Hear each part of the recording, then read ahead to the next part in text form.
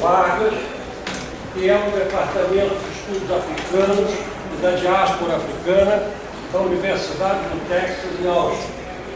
Ele vem nesta noite para o nosso grupo, o NECVU, para conversar com nós todos sobre o tema da violência e da antinegritude.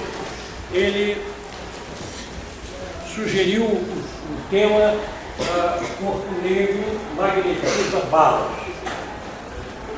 Eu vou passar a palavra para a professora Luciane Rocha, que está fazendo pós-doutorado aqui conosco, para que ela complemente a apresentação do professor João Vargas. Okay? Nós vamos precisar, naturalmente, devido à quantidade de gente, né, vamos assim, organizar um pouco as falas para que nós todos possamos acompanhar. Okay?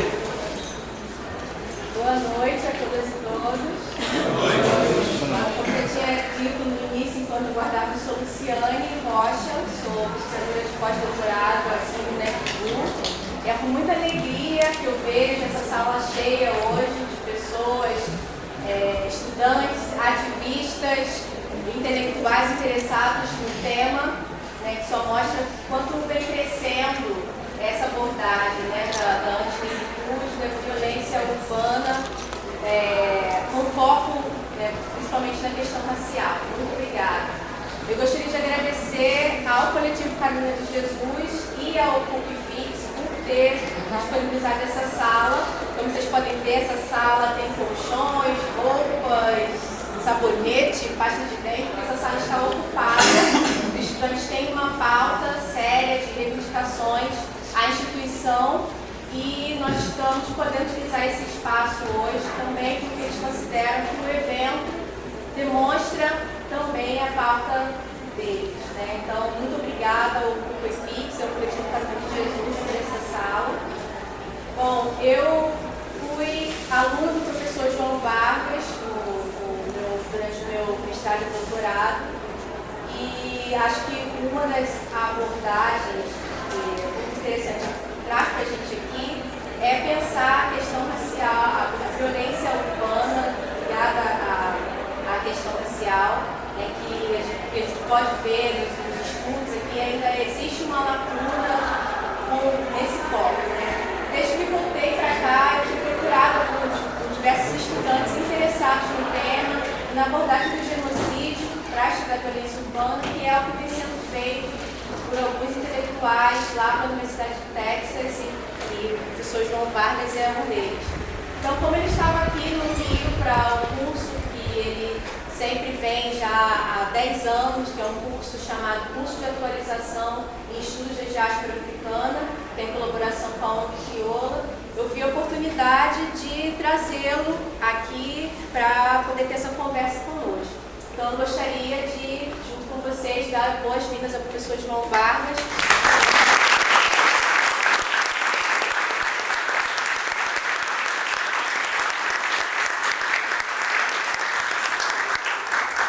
Boa noite, assalamu alaikum. Eu gostaria de agradecer o professor Nice, gostaria de agradecer a doutora Rocha pelo convite e vou dizendo logo de início que eu estou aqui para conversarmos e eu gostaria de manter a minha fala breve para abrir o diálogo. Eu não esperava encontrar tantas pessoas numa mesma sala e acho que a roda de conversa vai ser um pouco mais ampliada do que o conceito inicial, mas eu estou querendo muito ter esse diálogo com vocês, principalmente porque, em primeiro lugar, espaços onde se discute a condição negra ainda são muito reduzidos em qualquer lugar da diáspora. E, em segundo lugar, porque eu acho que o momento que nós vivemos é especialmente propício para isso. Não se trata tanto de discutir políticas públicas, mas, no meu modo de ver, discutir como que a condição negra, e mais especificamente a antinegritude, continuam alicerçando a maneira pela qual as instituições funcionam e, fundamentalmente, a maneira pela qual nós lidamos uns com os outros. Essa é a pauta da conversa. Como a doutora Rocha falou, essa fala vai estar baseada numa colaboração de mais de 10 anos com pessoas de Crioulo, que muitas de vocês conhecem. É ótimo revê-las, de pessoas de turnos anteriores. Vem também no diálogo com Panteras Negras, com quem eu colaborei em Los Angeles entre 2006, mais ou menos, 1996 até 2006. E essa experiência, pelo fato de estar calcada numa perspectiva contra o abuso policial, nos possibilita trazer essa discussão para cá, e eu vou explicar como e por quê. Essa fala tem a ver também com uma colaboração que durou muito pouco, mas que várias pessoas consideram como um momento único do movimento negro no Brasil, que foi o movimento popular de favelas. E eu gostaria de reconhecer aqui o Rumba Gabriel, que está aqui, que foi uma das lideranças do movimento popular de favelas, e que, juntamente com outras lideranças da cidade do Rio de Janeiro, foi capaz de trazer ao redor de uma agenda em comum comunidades negras de uma maneira sem precedentes. E uma das falas do Rumba Gabriel é precisamente a seguinte: a favela descerá o asfalto e tomará o que é nosso. Desnecessário dizer que isso gerou uma reação violentíssima, não só nos aparatos de repressão, mas também na sociedade de modo geral. Então me recordo que uma professora bem conhecida, Alba Zaluar, começou a escrever no jornal disparates sobre o Rumba, que o Rumba era ligado ao tráfico de drogas, que o Rumba não sabia o que estava fazendo e que a via das instituições estabelecidas era a via para o estabelecimento da igualdade racial. Nós nos encontramos com a professora Alba Zaluar, tivemos o almoço, ela mudou sua opinião radicalmente com relação ao Rumba e, a partir de então, começou a escrever positivamente sobre o movimento. Então, eu gostaria de reconhecer ele aqui, gostaria que nós também lhes dessemos uma boa-vinda. Rumba passou por momentos que punha em risco a sua vida, passou por um ano em Austin, e foi por isso que ele foi para lá, e foi um acaso que eu me reencontrei com ele. É muito bom ver aqui também o Hamilton Borges, que fiquei sabendo, se inspira muito no que o Rumba fez e continua fazendo. Então eu gostaria também de sugerir uma salva de palmas para...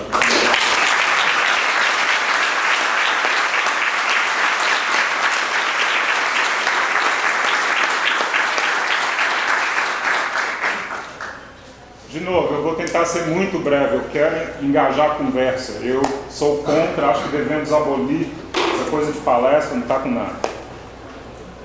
Aliás, me faz lembrar, só um parênteses, eu espero que eu não tenha muitos parênteses assim, me faz lembrar do meu tempo da Unicamp, em 1986, quando nós invadimos um prédio, a Faculdade de Educação, ficamos lá por 2 anos, e essa invasão que levou a moradia estudantil, que eu saiba, foi a primeira vez no Brasil, no período pós-ditadura, que houve uma mobilização dessa. Eu gostaria de discutir com vocês 3 coisas. A primeira é que, se formos pensar a antinegritude, nós devemos adotar uma análise relacional, não uma análise comparativa. O que isso quer dizer? Isso quer dizer que todos os países da diáspora africana são definidos por um fato comum, qual seja a abjeção negra. Fala-se muito que a diáspora é definida por traços culturais, fala-se muito que a diáspora é definida por uma origem comum, tudo verdade. Eu gostaria, no entanto, de enfatizar que o que define a diáspora é a abjeção negra que leva à morte negra. Me mostre onde há morte negra e eu saberei onde há diáspora. O outro conceito que eu gostaria de sugerir, também controverso, é que nós estamos lidando presentemente com o que podemos chamar da vida póstuma da escravidão. Ou seja, apesar de todo o aparato jurídico, principalmente nas Américas, que abole a escravidão, podemos sim fazer um argumento de que a condição das pessoas negras na diáspora pode ser equacionada à condição da escravidão. Eu vou explicar o porquê disso. O conceito-chave aqui, que explica o que vem a ser a vida póstuma da escravidão, é o conceito de morte social. Eu vou explicar o que é isso. Um dos aspectos da morte social é o fato de que, diferentemente de todos os outros seres na face desse planeta,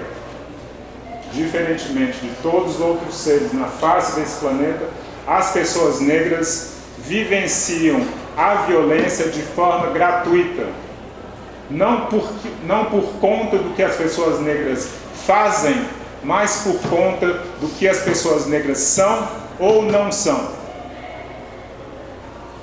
Não importa se você tem um diploma, não importa se você é sem teto ou sem terra, você sai para a rua e a partir daquele momento você está sujeito não só à violência, como à morte. Isso eu estou chamando de violência gratuita. E a conversa então aqui, nesse contexto, eu acho que seria muito produtiva se nós pensássemos então o que nos resta fazer enquanto pessoas de comunidades negras e pessoas que colaboram para esforços advindos de comunidades negras. O que fazer? Se o que eu vou expor aqui faz qualquer sentido. Como eu falei então, começando com o que vem a ser a análise relacional, a diáspora negra é definida pelo fato de que países império da diáspora negra são definidos por o que várias pessoas chamam de uma geografia da morte. Espaços negros são espaços da morte. Morte aqui no sentido tanto simbólico quanto literal. Como se dá essa morte simbólica e literal? Se dá por fronteiras muito bem definidas. Aqui está um mapa baseado no censo de 2010 do IBGE, que mostra a raça das pessoas e como que a raça das pessoas se relaciona ao espaço urbano. Vários de nós somos daqui do Rio, reconhecemos isso imediatamente. Só que essa geografia, esse apartheid contemporâneo, é precisamente o que define a diáspora negra. Essa diáspora negra, então, ao mesmo tempo em que requer e reproduz a morte simbólica e de fato, não deixa de ser um cativeiro. Como sabemos que é um cativeiro? Qualquer pessoa negra da diáspora sai desse território negro, essa pessoa vai estar sujeita à morte ainda mais porque ousou sair daquele território negro.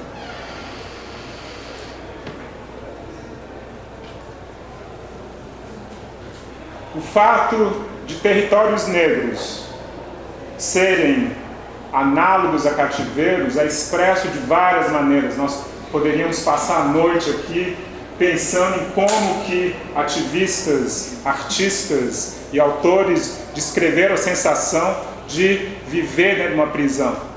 O George Jackson, por exemplo, desde o início de sua vida curta, dizia que eu não tenho medo da prisão, eu nasci na prisão. É uma frase que o Kwame Ture usava também frequentemente. O que eu tenho aqui é a frase da Assata Shakur, que também expressa essa consciência de viver aprisionado de uma maneira muito evidente.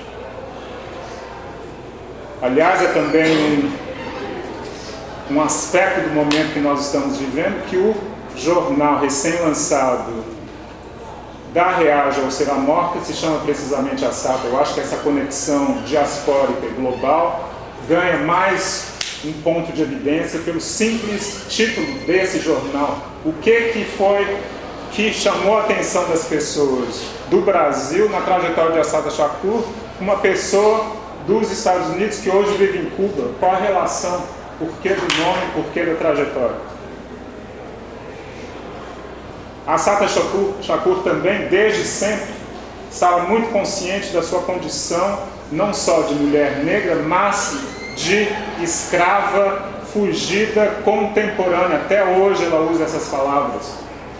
Então, quando eu desenvolverei a ideia da escravidão contemporânea, a vida próxima da escravidão, eu estarei refletindo e trazendo essas falas de várias pessoas da diáspora. Desnecessário dizer que não fosse a contribuição de pessoas negras, esse cativeiro também não seria tão contundente. Pessoas negras também contribuem com a nossa própria morte, pessoas negras também contribuem com a manutenção dessas prisões. Isso quer dizer o quê? Isso quer dizer que, independentemente de raça, nós compartilhamos um universo cultural comum.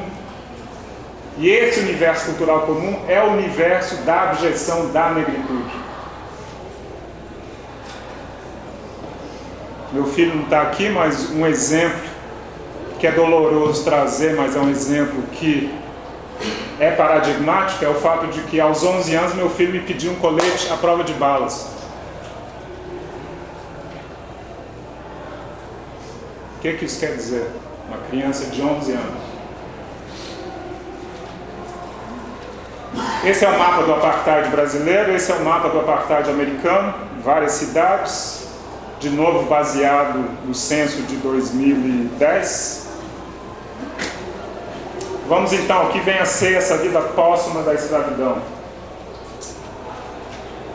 Quando eu menciono o termo, eu estou pensando numa publicação-chave do Orlando Patterson. O que ele fez foi estudar 66 regimes de escravidão em diferentes espaços, em diferentes tempos. E ao fazer isso, o que ele notou foi o seguinte: a escravidão é definida pela desonra, pelo isolamento genealógico e pela violência gratuita. Esses três termos ele definiu como sendo a morte social. Outros autores, outras ativistas, entre as quais a Joy James, o Wilderson, que algum de nós conhece o seu texto, conhece a pessoa, essas pessoas vão arguir que a morte social é fato não só contemporâneo, mas fato transhistórico. Os historiadores ficam malucos com isso. Mas o fato é que, apesar da abolição da escravidão, apesar dos ganhos legais, apesar das mudanças poucas que há na sociedade, a negritude ainda é equacionada à morte social, que por sua vez se equaciona à escravidão. Nos Estados Unidos como no Brasil há vários exemplos. Um deles é a própria abolição da escravidão nos Estados Unidos. A 13ª emenda constitucional dos Estados Unidos, de 1865, que prega o fim da escravidão, também mantém a escravidão. Olha que maluco! Mantém a escravidão como forma de punição legítima. Ou seja, aboliu e manteve. O que esses autores que eu acabei de citar fazem repetidamente é mostrar como que instituições contemporâneas, como, por exemplo, e fundamentalmente, o encarceramento em massa, representa de maneira muito peculiar essa morte social, essa escravidão contemporânea.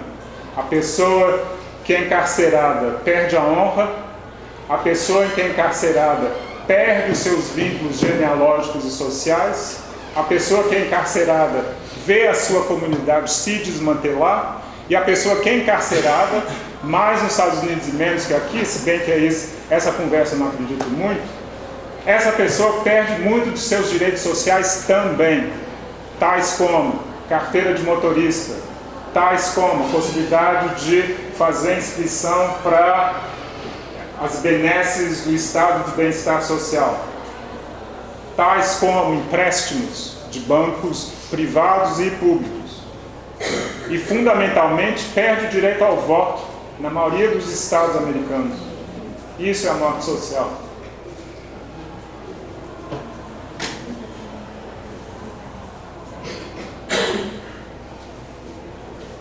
Rapidamente, então, para falar um pouco, incitar o diálogo sobre um dos aspectos da morte social, que é a violência gratuita.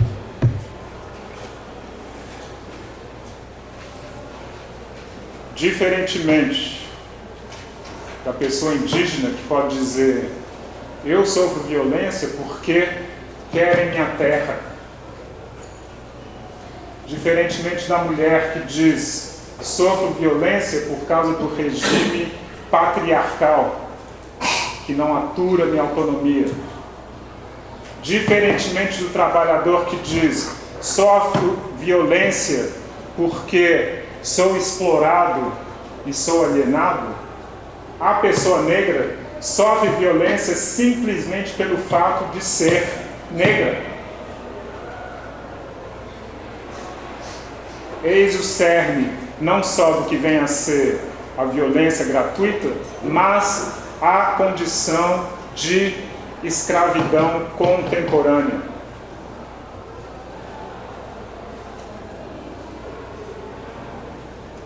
O que eu gostaria de sugerir aqui, para dar uma dimensão da discussão que eu gostaria de ter com vocês, é que isso essa discussão não leva ao Estado, não nos leva a bater na porta de burocratas que têm o poder de mudar políticas públicas. Essa discussão, mais precisamente, no meu modo de ver, nos faz refletir quais são as bases da relacionalidade humana, como é que nós nos relacionamos uns aos outros. É uma questão muito mais ampla. O que eu estou querendo sugerir aqui é que não haveria sociabilidade como nós a entendemos, não fosse a abjeção da pessoa negra. Ou seja, somos, ou achamos que somos, na medida em que não somos negros.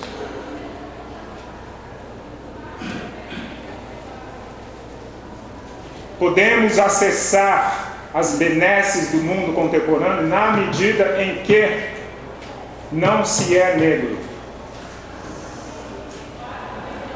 É controverso, eu espero que nós tenhamos a oportunidade de discutir isso. Um dos exemplos que eu gostaria de compartilhar com vocês vem da psicologia social contemporânea. O que a psicologia social contemporânea vem fazendo é o seguinte: estudando o pensamento subliminar, é fundamental aqui, pensamento subliminar de jovens contemporâneos. Esses psicólogos sociais foram capazes de mostrar que, ao sermos expostos, todos nós, ao sermos expostos a imagens de macacos, subliminarmente, isso quer dizer que conscientemente nós não sabemos que estamos sendo expostos por essas imagens. O experimento consiste em olhar uma tela a qual vai emitir imagens em frações de segundo, de tal maneira que o nosso olho capta aquelas imagens, mas a nossa mente consciente não capta aquelas imagens. Aquelas imagens vão para o nosso inconsciente diretamente. O que esse experimento mostra é que, ao sermos expostos a imagens subliminares de macacos, nós reconhecemos imagens de pessoas negras mais rapidamente. E a recíproca também é verdadeira. Esse é um experimento que foi feito com centenas de alunos nos Estados Unidos, negros, latinos, asiáticos. Quase todas as pessoas se diziam antirracistas, quase todas as pessoas se diziam dispostas a conviver com uma multiplicidade de raças. No entanto, quando expostas a esses experimentos, negras, brancas, asiáticas, todas demonstraram essa mesma tendência em equacionar negritude com macacos. O que isso quer dizer? Isso quer dizer que parte da nossa cultura antinegra é esse aspecto inconsciente da antinegritude, que nos associa a animais.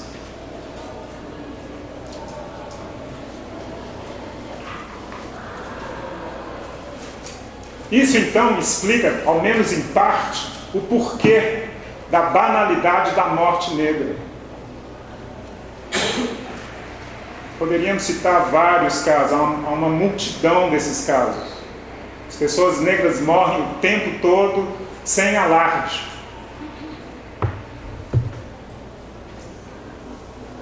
As pessoas negras morrem o tempo todo sem alarde, no meu modo de ver, porque ainda não conseguimos desenvolver um vocabulário que dê conta do que vem a ser antinegritude.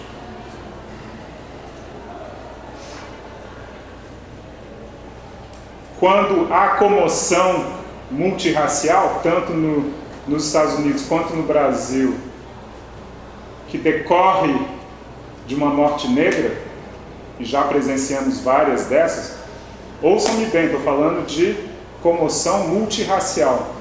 Quando isso ocorre, há uma empatia temporária. Que absurdo que aconteceu com a Marildo, que absurdo que aconteceu com o Cláudio. No entanto, essa empatia temporária rapidamente se transforma numa identificação oblíqua, que quer dizer, no meu modo de ver, uma tentativa de equacionar o sofrimento negro com o sofrimento de não negros. E a partir do momento que nós fazemos isso, nós perdemos precisamente o que é específico da condição da negritude. Vocês estão me entendendo o que eu estou querendo dizer? Pensem no que aconteceu depois da morte do Amarildo. Pensem naquelas manifestações multirraciais. A morte do Amarildo, a morte de Cláudia, frequentemente virou um apelo contra a violência de favelados, de pobres, de moradores da periferia. Essa equação, favelados, pobres, moradores de periferia, já diluiu e já diminuiu a importância da negritude. Deixou de ser um problema da negritude para ser um problema dos pobres e oprimidos do mundo. É isso que eu estou dizendo. O nosso linguajar, o nosso fazer político ainda está aquém do que vem a ser antinegritude. Sinceramente, eu não tenho receita, eu vejo exemplos. Borges vai falar disso mais tarde, mas uma das campanhas que estão aflorando no Brasil, Não Vote e Reaja, no meu modo de ver, se parece com um passo nessa direção de reconhecer o quão fundamental é a antinegritude, por um lado, e o quão incapaz as nossas instituições, enquanto tais, são de lidar com a antinegritude.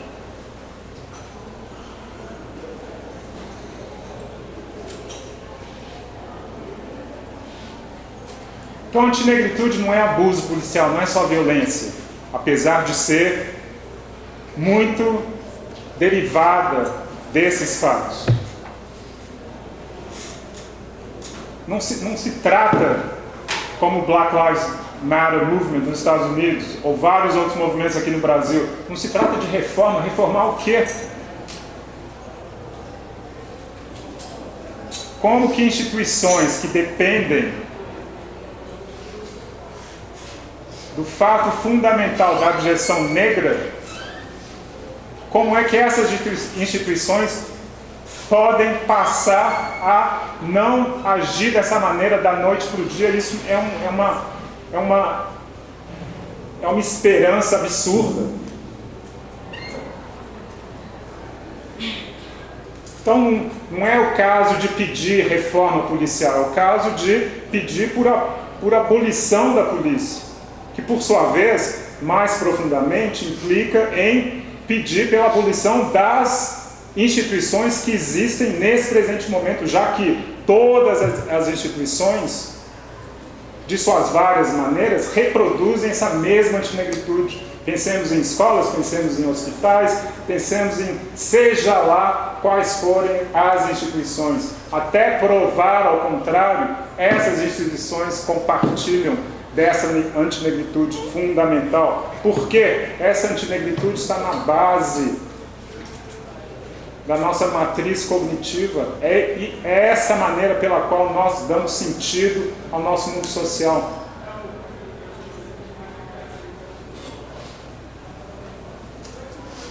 Volto a repetir, um dos textos fundamentais dessa perspectiva é o Fanon.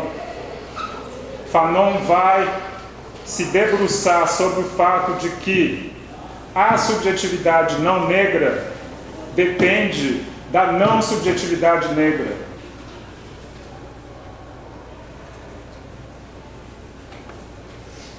O revés não é verdadeiro. A subjetividade não negra não depende da subjetividade negra.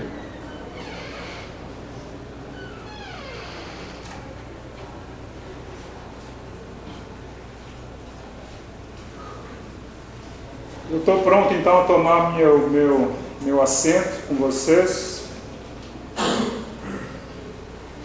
Gostaria de sugerir que o desafio aqui, dada a imensidão da questão, talvez não seja o que pensar, mas talvez, para início de conversa, o que não pensar. O que não fazer.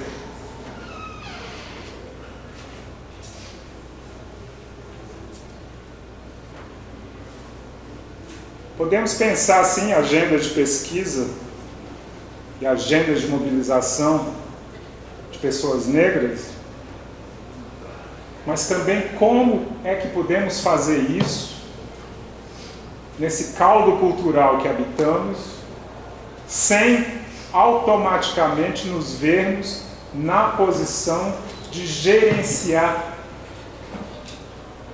o ódio negro e a antinegritude.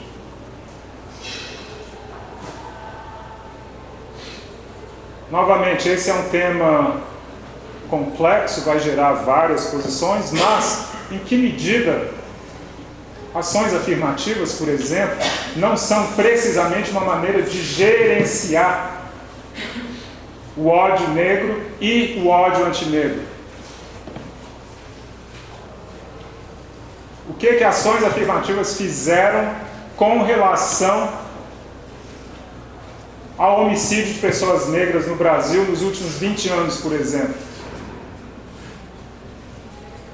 O que a gama de direitos civis nos Estados Unidos, que explicitamente focalizam na condição dos negros e de outras pessoas não brancas, o que esse arcabouço jurídico fez com relação à experiência das pessoas negras nos Estados Unidos contemporâneo? Absolutamente nada. Um dos textos que eu coloquei à disposição para vocês para hoje, o texto do Wilderson, essa pessoa vai dizer que hoje a condição das pessoas negras nos Estados Unidos é pior do que no pré-abolição, levando em conta encarceramento em massa, levando em conta HIV, AIDS, levando em conta exposição a toxinas do meio ambiente, levando em conta propensão a câncer.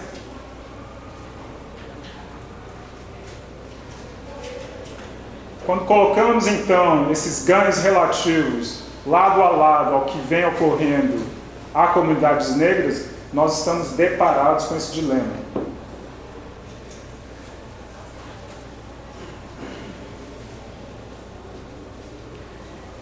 Eu ouço de muitas pessoas que esses textos e essa fala é pessimista, é nihilista. No meu modo de ver, reconhecer a impossibilidade da negritude pode ser um dos passos mais revolucionários que nós podemos desenvolver. Por quê? Porque a partir do momento que reconhecemos a impossibilidade da vida plena negra na sociedade na qual estamos, nós vamos ser forçados a pensar num mundo completamente novo e completamente diferente. Esse, para mim, é o desafio. E obrigado mais uma vez. Gostaria muito de engajar com vocês na conversa. Obrigado pela presença de vocês. E vamos que vamos.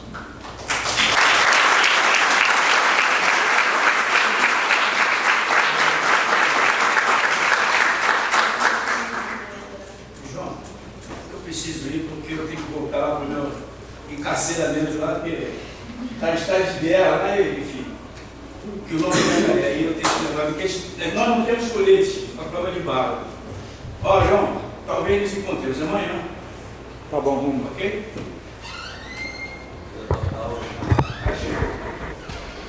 Fala, amigo. Dá uma olhadinha no e-mail. Eu marco o encontro amanhã. Tchau pra você. Eu esqueci de me falar, recebi um bilhetinho, muito obrigado. A idade vai chegando, a memória vai falhando. Nossa, por favor, amigo, fala sobre o lançamento do jornal. Salvador, sou da campanha Reaja Ser Amor. Amanhã na Cinelândia, né? Sim, Amanhã na Cinelândia, em frente à ocupação, Manuel Conde. em frente a Manuel Conde, a gente está lançando esse jornal. É a segunda edição do Assata Chacu. É um jornal independente, pan-africanista, um jornal autônomo, um jornal de combate, imprensa preta de verdade, como a gente fala, e com uma característica de manter um pouco aquela originalidade dos anos 80, daquele combate que a gente fazia aí pelo país.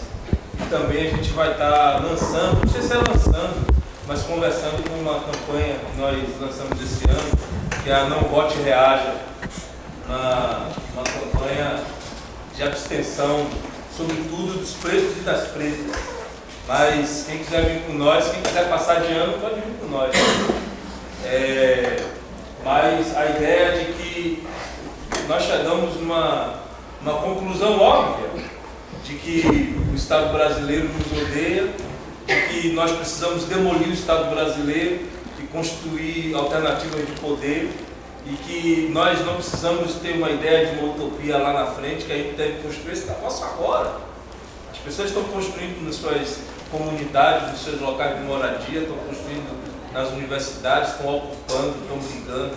E a conclusão que a gente chega é que nós temos que parar de ser cabos eleitorais, porque a gente, na verdade, com algumas pessoas, inclusive, tem boa vontade, tem uma crença de que vão ajudar a sua comunidade, que vão ajudar as pessoas, mas o que estão fazendo é engordar o monstro, retroalimentar esse monstro que o tempo todo tem nos destruído. E que a gente pode, nós acreditamos isso na campanha Reaja, a gente pode construir escola, a gente pode construir supermercados, a gente pode construir, nós estamos construindo, de fato nós estamos construindo. Então amanhã a gente vai fazer esse lançamento, trocar uma ideia, bater um papo, e as pessoas que puderem ajudar a gente comprando um jornal, porque nós não participamos de edital, a gente não pede dinheiro a ninguém, nós não somos uma ONG, a gente vive do que a gente tece na luta cotidiana. Muito obrigado a vocês. Obrigado, professor.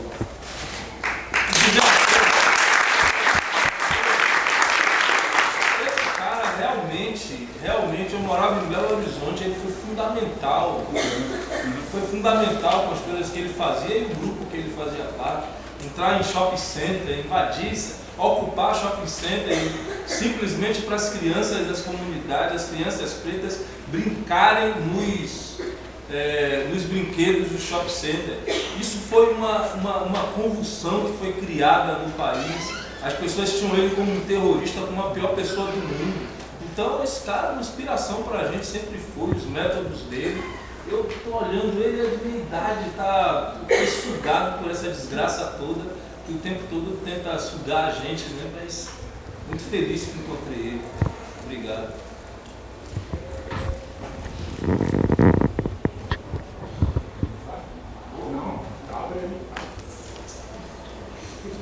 Eu que abro? Aberto. Começou.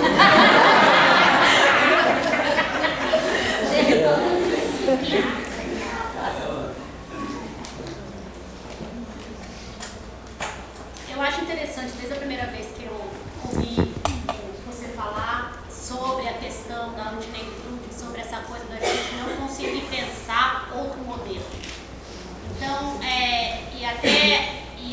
eu me coloco como ativista, essa é a minha prática diária de 24 horas por dia, e o que eu me coloco é como pensar outro modelo, porque mesmo para quem é ativista isso é muito difícil. Então até para a gente ver da campanha Reage, por exemplo, quando a gente vê a questão do não voto, a gente já se pergunta, o que a gente vai fazer se a gente não vai votar?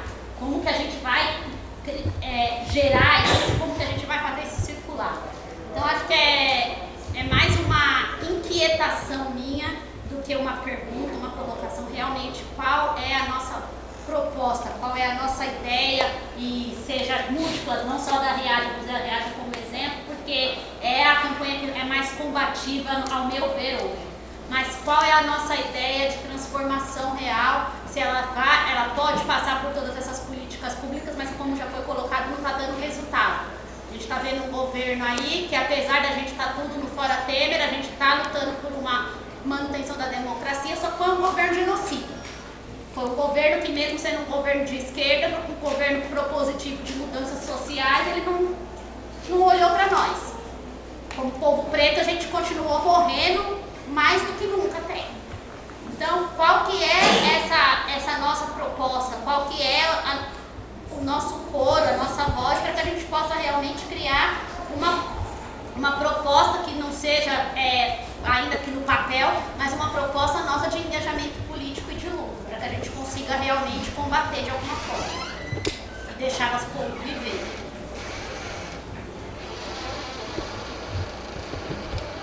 Eu acho que o questionamento que esses textos, a perspectiva, muita gente fez curso com o professor Vargas e foi destruído na aula que ele apresenta tudo isso. Aí todo mundo tonto da aula, o que eu vou fazer agora, né?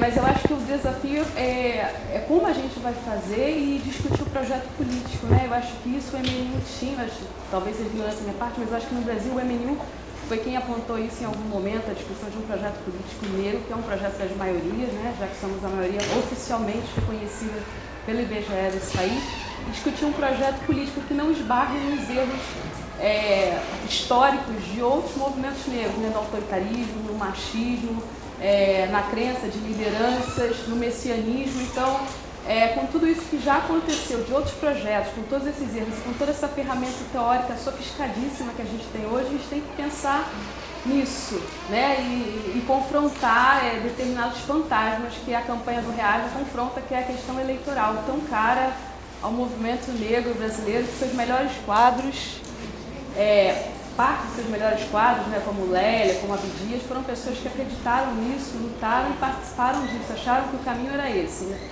E hoje a gente chega a um momento que uma parte do movimento negro entende que esse não é um caminho. Então, qual é o caminho? Então, o caminho é nosso. Nenhuma pessoa tem a resposta, porque se uma pessoa tivesse a resposta, já começaria a ser um problema, né? Não seria um projeto político coletivo. Eu tenho também um questionamento sobre falar um pouco sobre cenários também. Fiquei com isso na cabeça martelando dias e dias, agora que quero muito trouxe isso novamente, eu fiquei me questionando, que é na verdade mais uma inquietude minha também, como a Daniela apresenta, e o questionamento que realmente acho que a gente vai ter dificuldade de encontrar essa resposta. O Pedro falou, né? A gente tem essa possibilidade de construir nossas próprias escolas, nossos próprios supermercados, nossas próprias iniciativas. E aí eu juntei essa fala com o que o professor Vargas colocou agora, talvez seja por oportunidade minha, que eu não tenho compreendido, mas como que a gente faz isso dentro de uma estrutura estatal que visamos eliminar?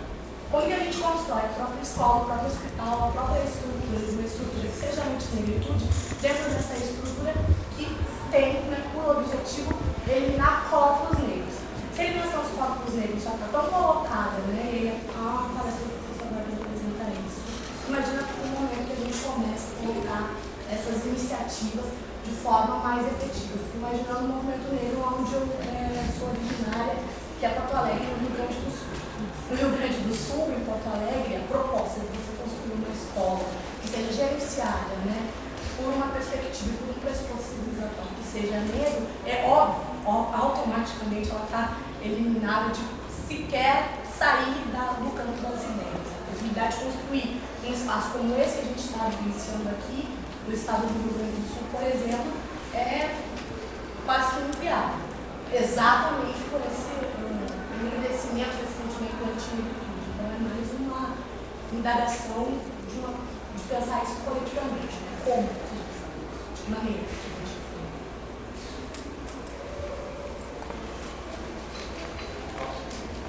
Então assim, sei lá, às vezes eu percebo um pouco diferente, assim, porque eu acho que só quem acredita ainda na via eleitoral, eu acho que é a esquerda organizada mesmo. Eu acho que o povo, no geral, ninguém acredita, até quem vota não acredita na via eleitoral. Ninguém acredita. Acho que as únicas pessoas que acreditam na via eleitoral é a esquerda organizada. Ninguém acredita. A tiazinha que está votando lá, você pode perguntar para ela, ela fala, não acredito, é porque ele me deu uma cesta básica. Mas você qual projeto? Não tem projeto, ele não vai fazer nada. Mas é quase como votar no Lula, é só uma... Ela não acredita na via eleitoral. Então as únicas pessoas que acreditam na via eleitoral, PSOL, PSTU, PT, são essas únicas pessoas, nem a direita acredita na via eleitoral. Eles sabem que não tem projeto nenhum, que não vai acontecer nada. O povo não acredita na via eleitoral. Então eu acho que a gente está reivindicar a via eleitoral é contra a maior parte das pessoas acreditam, eu acho. Até, sabe, reivindicar essa via eleitoral. Eu não conheço ninguém pobre mesmo, que seja na universidade ou na esquerda organizada, que fala, você votou porque, eu acredito no projeto dele, é um bom projeto. Esse cara aí vai fazer, eu nunca vi, eu tenho 33 anos e eu nunca vi isso acontecer, nunca vi. Ou trabalha político, ou forma um emprego aqui, ali, ou a cesta básica, mas eu não acredito no projeto eleitoral, não acredito a eleição é a chave, eu vou sair, eu vou ter uma situação melhor. Então, assim, eu acho até um pouco estranho essa pauta não ser tão representativa do movimento negro, assim. Achava, né? Então é um pouco estranho porque isso é muito óbvio para a população negra. É muito óbvio, eu acho. Então, é isso que a gente tem que começar a entender, eu acho. Por que só agora está ganhando força? Eu acho que é mais importante entender o sentido da campanha Não Vote Reage é por que só agora a gente teve isso? Porque nunca teve, ou sei lá, não estou falando nunca teve, mas por que só agora está ganhando força, né? Eu acho que são essas coisas que a gente tem que dar uma analisação, porque no geral, a população, eu não vejo ninguém acreditando no processo eleitoral. Acho que as únicas pessoas que acreditam no processo eleitoral são as pessoas que eu falei, que acreditam mesmo, que dá para mudar o mundo lá, tudo aquilo lá, dá para fazer, porque fora isso, a população que vota não acredita no processo eleitoral. A direita não acredita no processo eleitoral. Ninguém que vai chegar lá e dizer, vou aqui porque eu vou. Não vai. Só quem acredita no processo eleitoral é a esquerda que está lutando por cargo lá, só eles. E ela. Acho que é só.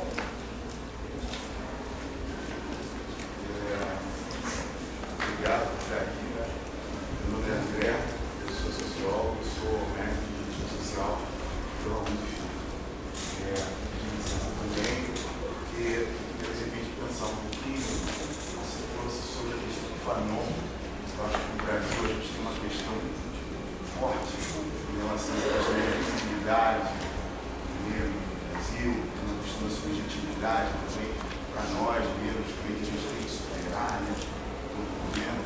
Então, de repente, aqui pensando, e é uma pergunta mesmo, que eu desenvolver um pouco mais, eu vejo o Fanon, né, nessa questão da invisibilidade no Brasil, de como que o negro desaparece nessa história, e penso no Zizek. Eu não sei se você se aproxima, quando você fala da violência gratuita, dessa questão da violência sistêmica,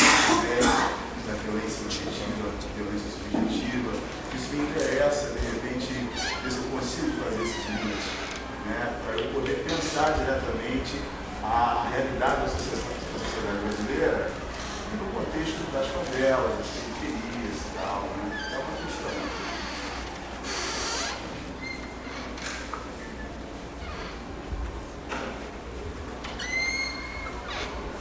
Uma das questões que está colocada para mim, ouvindo a fala de vocês, relacionada à sua pergunta, é a seguinte. Primeiro,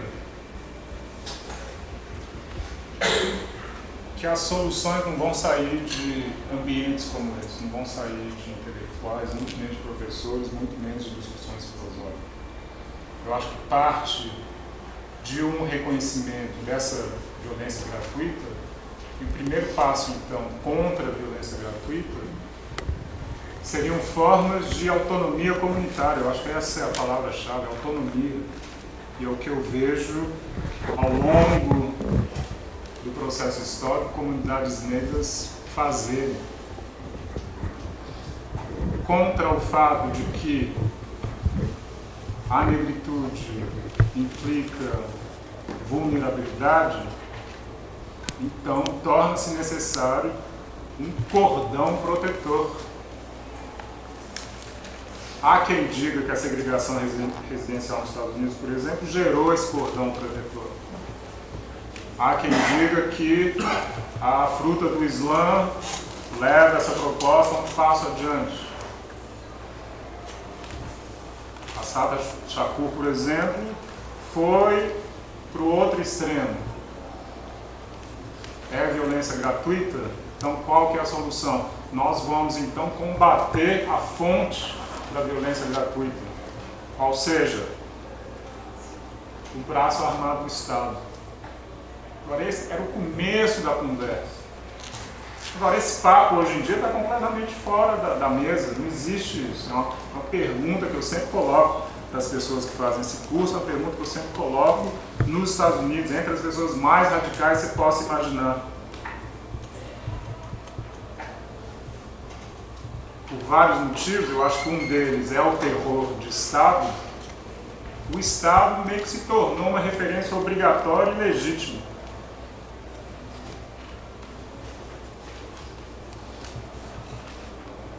Então, quando eu ouço falar de escolas, quando eu ouço falar de supermercados, eu acho que a via é essa, e mais algo que proteja essas comunidades negras precisamente dessa violência gratuita. E não vai ser distribuindo colete à prova de bala para todo mundo.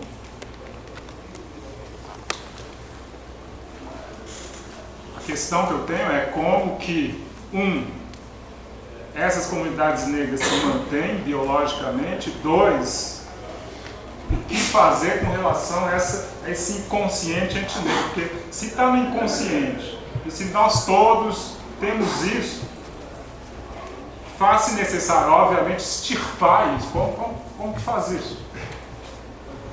Eu acho que o papel das escolas é fundamental. Você começa tudo de novo, né? Começa tudo de novo. Porque hoje em dia, não só esses experimentos, eu acho que eu não fiz não foi uma explicação muito boa, mas esses experimentos da psicologia social mostram não só essa associação entre negros e macacos, que é a prova cabal da abjeção, mas também mostra como que, quando somos expostos subliminarmente a imagens de negros, nós começamos a ver coisas que não existem. Então, aquele mesmo desenho que eu falei anteriormente, do experimento, há uma variação que é a seguinte: a pessoa é exposta subliminarmente a imagens de negros e, em seguida, a pessoa é mostrada uma cena. E esses pesquisadores mostraram que, quando expostos subliminarmente a imagens de pessoas negras, há uma maior tendência em ver arma onde não existe arma, a ver violência onde não existe violência. Ou seja, não é só abjeção, é também um terror imenso que é associado à presença negra. Não é à toa que comunidades negras são comunidades fechadas e são prisões. são cárceres.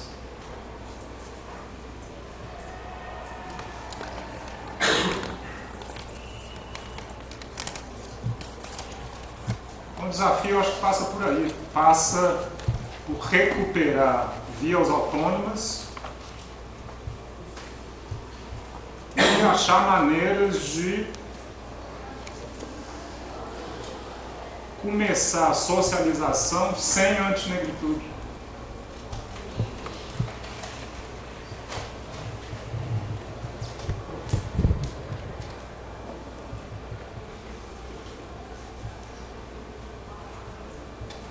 De novo, vai sair da academia? Não vai sair da academia de jeito nenhum. Vai sair dos meios sociais onde as pessoas precisam disso mais urgentemente.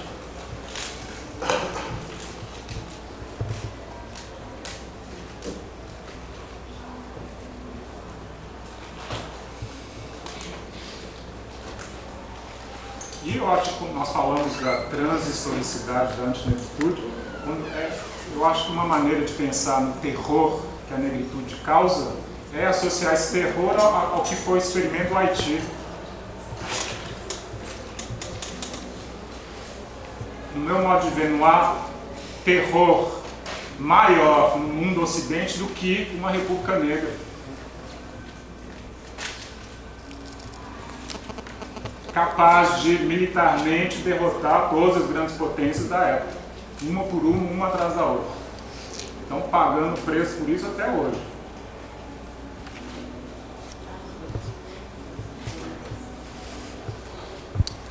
Mas, de novo, volto a dizer que essas propostas estão, na maior parte do tempo, fora da mesa de discussão. Onde já se viu contestar o Estado?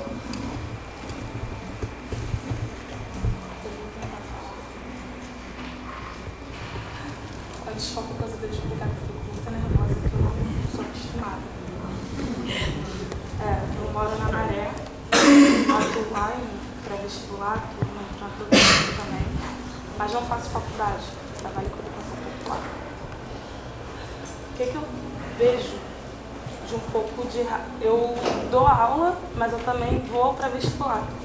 Então, uma coisa que eu falo muito, que eu percebo dos professores, é que eles estão tanto tempo sem saber o que é estar sentada ali, que eles passam a matéria direto, né? Parece, isso é fácil de ser entendido, então é óbvio que eles entenderam, só que não, há diversas dificuldades. E comparando mais ou menos isso, vendo, essa galera pensa muito na academia, né? Na estrutura, nessa parede. Só que se a gente parar para analisar, os nossos ancestrais que vieram para cá, lá não tinha essa coisa de parede. Não era para existir isso. Por que a gente sempre, quando vai pensar em algum ato, alguma coisa, a gente pensa nas cadeiras, no espaço, onde a gente vai alugar? Por que não é aberto em praças públicas? Por que a gente não chega nas favelas e vai diretamente nos espaços físicos que já existem? Mas por que a gente não reúne uma galera, chega na praça e faz alguma coisa? Onde eu moro, eu tenho vários amigos que eles brincam de neckline na praça. E aí, um dia desses, lá com eles, eu observei que as crianças vinham até eles, pediam para subir, para brincar, e perguntavam quando que eles iam estar lá de novo. Tipo, se você falar, todo dia, nesse horário a gente vai estar aqui, as crianças vão voltar. E quando a gente vai demolir um prédio, a gente começa pela base, né? Então, por que a gente não pensa em fazer alguma coisa na favela? Um outro problema que eu vejo muito também nesses espaços físicos, esses militantes acadêmicos, que se tiver uma passeata para ir no centro, qualquer lugar que seja, e se você tiver que ir atuar lá onde você se comprometeu, eles acham que é mais importante comparecer no ato. Sendo que quem está no ato ali não está trabalhando, não está em casa descansando, vendo TV, passando tempo. Aquela pessoa que está no ato, ela tem tempo para ler. Eles têm que pensar, acho que a gente tem que abrir um pouco a nossa mente. Tem gente que não tem tempo para ler e tem gente que não acha chato ler. Eu vejo muita galera panfletando na rua, passando um troço desse tamanho. Eu trabalho com venda 6 por 1.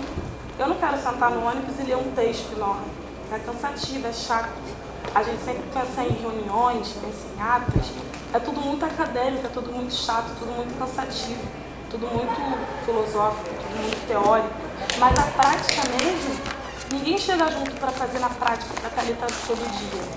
E quando a gente e esse pouco que a gente tenta fazer no espaço físico, quando a gente consegue pegar um morador de favela, negro, pobre, botar um pouco de consciência na cabeça dele, infelizmente o que eu observo muitos amigos meus é que eles acabam saindo da favela para atuar em espaços acadêmicos. Sendo que na verdade não é pra gente descer e dominar. Mas também a gente tinha que encontrar alguma forma de subir, de fazerem eles subirem. Não só para nos pesquisar, mas ver a importância que a gente tem, né? Por exemplo, o jongo, eu adoro jongo. Aí tem o jongo lá da Serrinha. Aí toda terceira quinta-feira do mês tem jongo lá debaixo do viaduto. Aí a gente foi conversar, né? Meu namorado foi conversar para saber como é que era, se tinha o jongo na favela em si, na praça, né? Fazer oficina na praça, não tinha. Tem um espaço físico agora que está bancando, que nem chega a ser na favela, né? Tipo, 2 quilômetros da favela. Então, a galera que tinha que estar tendo acesso àquela cultura não está tendo. Aí esse é um dos problemas que eu encontro, né? A galera é muito acadêmica, a gente acha que está com a mente aberta, mas na verdade a gente ainda está muito primitivo.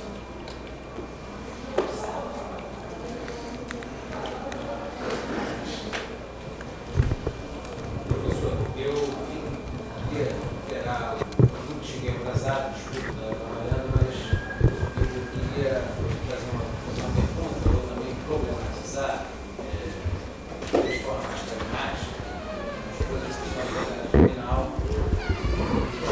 que lida com várias situações delicadas que envolvem a questão da negritude. E, por exemplo, alguém que já ouviu falar na súmula 70, pegando o título, né, porque corpos negros, eu lembrei até do texto do Victor Bois, né, que faz assim um trabalho mostrando que viciados, não sei se vocês conhecem esse texto, viciados em crack, quando tem a necrose, ou pessoas que injetam drogas injetáveis, quando tem a necrose nos Estados Unidos, os médicos, quando vão detalhar e tirar a parte da pele necrosada, nos corpos negros eles correm mais do que no corpo dos brancos. Tem o trabalho da Flávia Medeiros também, que pesquisa IML, Rio de Janeiro, que fez um trabalho mostrando que no IML, os IMLs do Brasil, as pessoas são feitas autópsias de um jeito, dependendo da cor e da procedência das pessoas.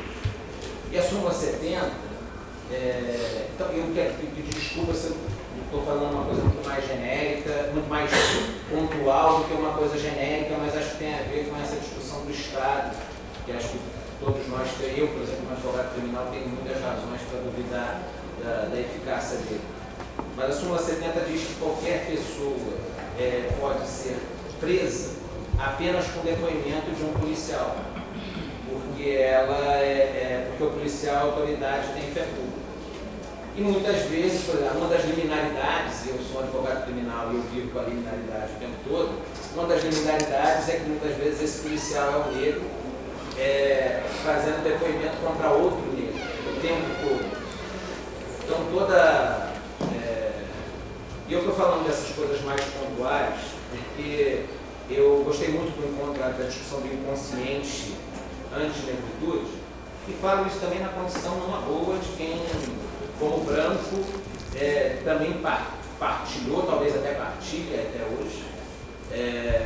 Não acho que dá para ser branco impunemente no Brasil, acho que eu já entendi minimamente o que é a dor, o que é isso, quando eu fui dar uma palestra na UNAM, na Universidade Autônoma do México, porque eu tenho feições árabes, aí eu tinha que ficar mais parecido com os judeus, então na época eu tinha cabelo comprido, eu tinha que cortar o cabelo, mudar a foto do passaporte, fazer uma série de coisas, porque era após 11 de setembro e minha aparência estaria muito árabe, e aí depois me explicaram que não era bem isso, era porque o meu passaporte poderia ser roubado por um terrorista, e aí eu, no México, não podia, tinha o compromisso de não ir para a fronteira com os Estados Unidos, assinado para poder ir para a Universidade Autônoma do México.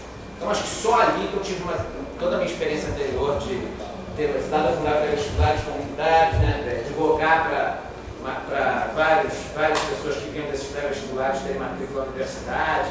Nada disso tinha sido tão forte como ter efetivamente uma barreira no meu corpo. Então, estou falando também isso na maior tranquilidade de que eu nunca vou saber efetivamente o que é ser negro no Brasil. Nunca vou saber. Agora, eu sei ter essa experiência, pode ser similar.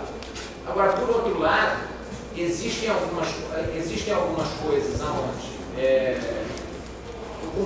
ou a gente consegue fazer uma disputa qualificada de quais são as artimanhas do Estado para construir esses mecanismos punitivos e de controle.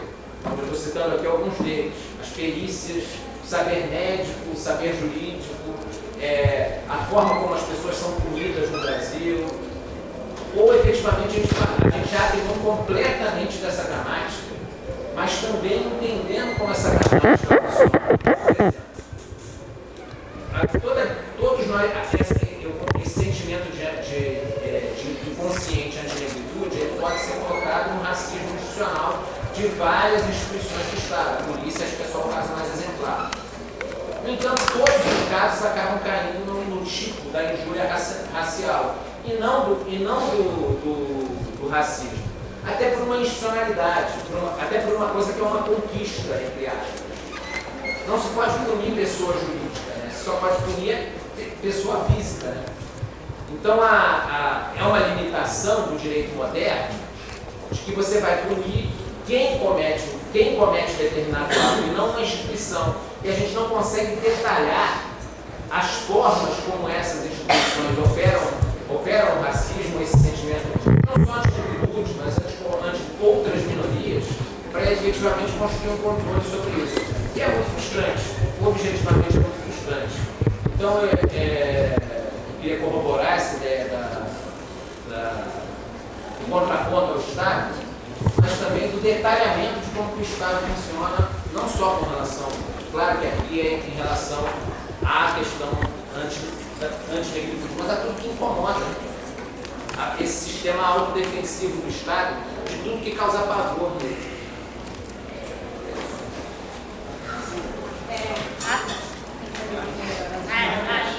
Gente, um minuto. Ela estava com a mão levantada. Você estava antes dele? Não, é sobre essa questão do Estado que foi levantado, né, das questões sobre a questão do voto e tudo mais. Assim, eu acredito, como moradora da Baixada Fluminense, a minha vida inteira, que a gente sempre foi privado de qualquer estado de bem-estar, né? A gente nunca teve um Estado, na real. A gente teve só um Estado para punir a gente.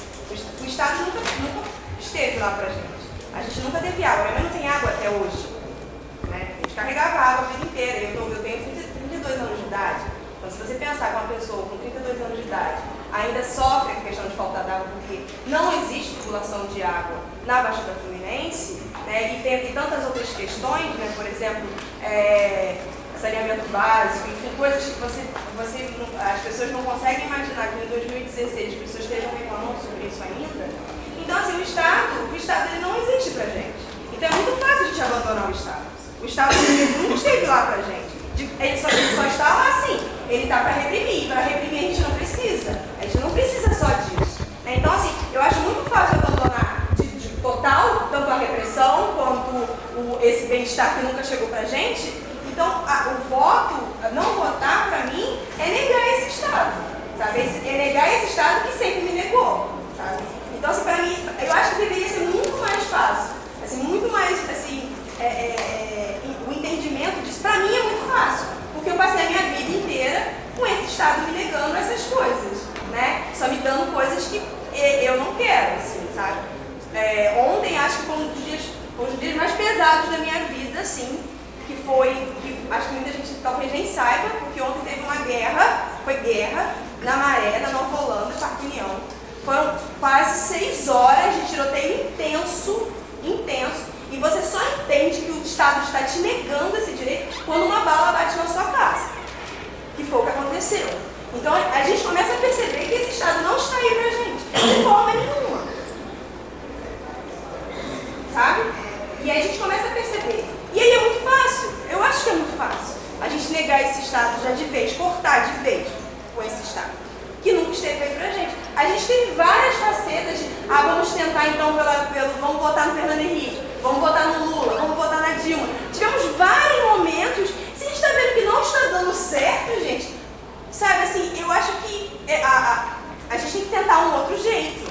E eu acho que o jeito que a gente tem que tentar agora é não votar. Para mim, assim, é muito claro e evidente. Né? Quando a gente vê que a pessoa que morreu ontem foi um homem negro, com um tiro na testa, saindo do trabalho, às 5 horas da tarde, centenas de pessoas não puderam entrar nas suas casas ontem. Teve muita gente que dormiu no trabalho. Uma amiga minha ficou presa de 3 horas da tarde até 7 horas da noite no Rede. Algumas pessoas aqui podem conhecer uma ONG que tem lá dentro. Ela estava numa atividade lá, ficou presa até essa hora. Então, assim, para mim é muito fácil. Para mim é muito fácil negar um Estado que sempre negou tudo a vida inteira. Eu levantei a mão para querer fazer uma observação sobre a segunda de setembro. Você falou sobre a questão dos policiais negros serem responsáveis por depoimentos que encarceram outros negros. Mas a minha observação é que eu acho que o foco não é a súmula, na verdade não é nem o policial, e muito menos a súmula é só um instrumento, é mais um dos instrumentos do sistema penal. Assim, o grande problema é que o judiciário é branco, o MP que pede a condenação do réu é branco, o defensor que faz a defesa do réu não tem a mínima empatia com ele porque ele é branco também. Então, o maior problema da súmula 70 não é o policial que dá o depoimento, é o judiciário. Essa é a minha observação.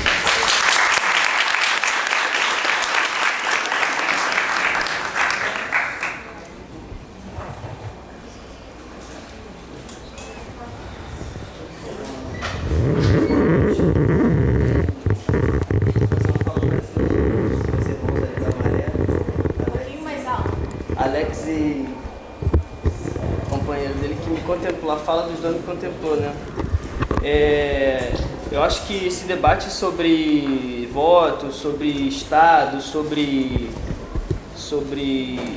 primeiro, acho que era bom poder fazer informe, não sei se o Coroa já fez informe sobre a atividade que vai ter amanhã. Já tá feito já? Então já né? A gente vai fazer uma atividade lá em frente à ocupação Manuel Congo, na Cinelândia, lançamento da campanha Não Vote Reage da primeira edição do jornal Assata Chacu. Não, aquela foi o número 0, pô. Tá ligado, tá vendo como é que você tá? E aí, convidar o pessoal, a gente trouxe aqui uns panfletozinhos, mas não tá cortado ainda, se o pessoal quiser dar uma moral para ajudar a cortar a tela, tá bem-vindo.